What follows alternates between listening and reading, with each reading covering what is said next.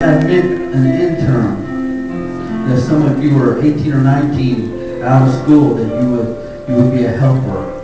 And Reggie and Deontay offered to help. And I was so impressed by their hard work. No complaining, no mumbling. They did everything that they were told to do, and even more and above and beyond what they were asked to do. And they handled themselves really well. I was truly impressed by how they presented themselves and represented God in a new life. For how they presented themselves and acted and handled the job perfectly.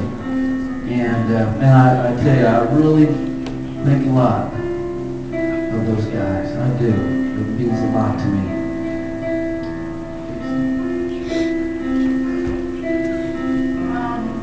I kind of felt the same way Lexi did. I went to camp not really expecting anything because I wasn't really living my life right either. And but it was kind of to the point where it was getting really bad because Satan was more playing with my mind. It wasn't just about the sin that I was in. It was more about kind of like my mind was so messed up and confused and just due to the people I was hanging out with and everything like that. But by Monday service, I really didn't I got a lot out of it, but I didn't put in the effort that I could have because I still was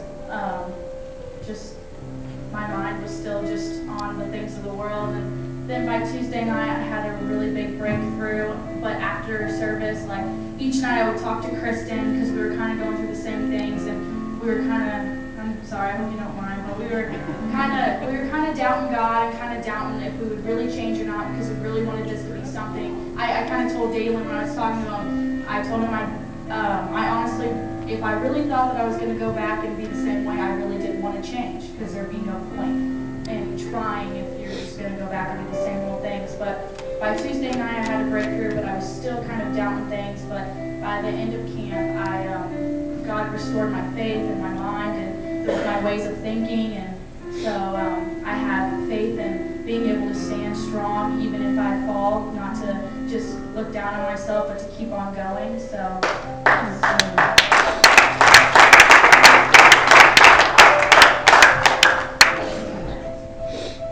first of all, I want to say that I really enjoyed the intern thing that they had at camp this year. It was only 4 of us interns. It was me, Deontay, another guy, and another young lady. And it was a very great experience. We basically we weren't full staff, but we weren't regular campers either. We were somewhere in the middle, and it was where we got all the benefits of being a camper, and we also had a responsibility and an authority above just regular campers. And we got to hang out with the adults and Tommy a lot, and just a lot of people that helped run camp. We were right there behind them, helping them, and they showed us a lot. I was telling them yesterday, Tommy and Dalen, that it was a great learning experience. We got to see what really goes on behind the scenes of camp, and all the work that goes into it and all the effort. And it really lets you know that how much you appreciate those leaders that run camp. And it's just a lot of work that goes into it. And we did a lot of helping out during the services and stuff too. But I was still able to get what I needed from God.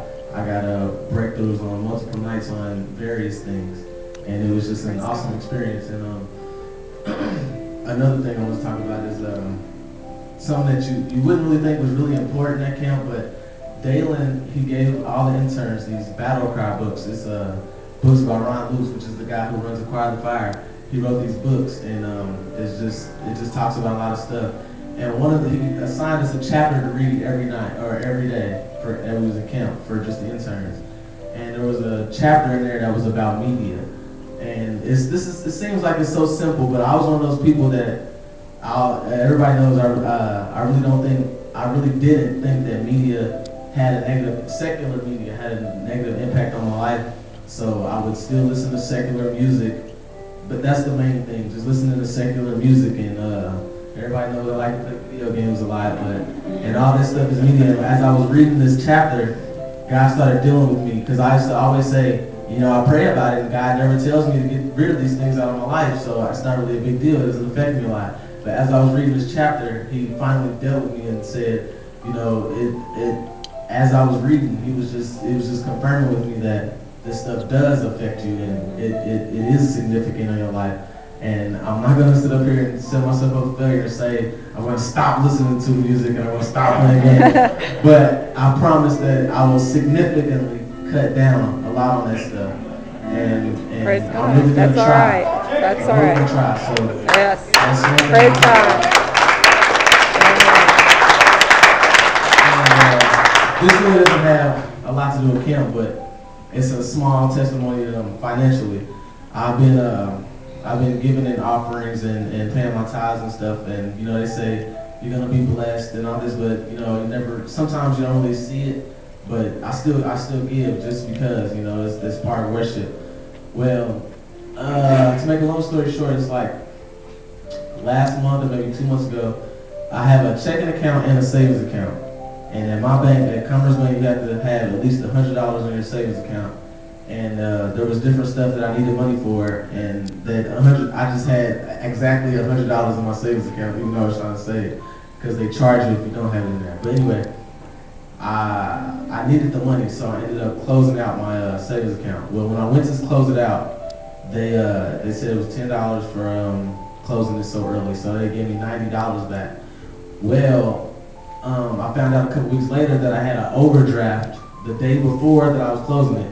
So they were supposed to take $27 out, but it wasn't posted yet when I went to go close it. So they gave me $90 when I should have been getting only about $60-something out.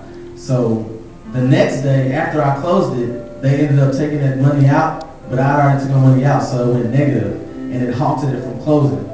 So it was like negative $27 or something like that. And since I hadn't closed it yet, it was still accumulating negative fees from stuff that, because I thought I had closed it, but it wasn't closed all the way.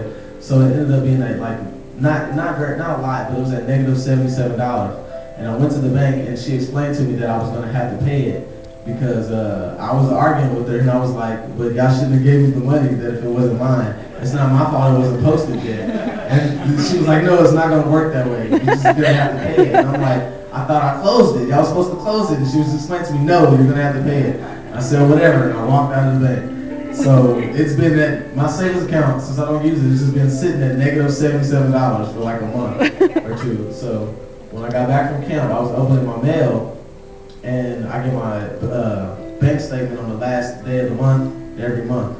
And so I was looking at my mail, I guess it came on the 31st, and my bank account and the savings account said $0. It wasn't at negative 77 no more.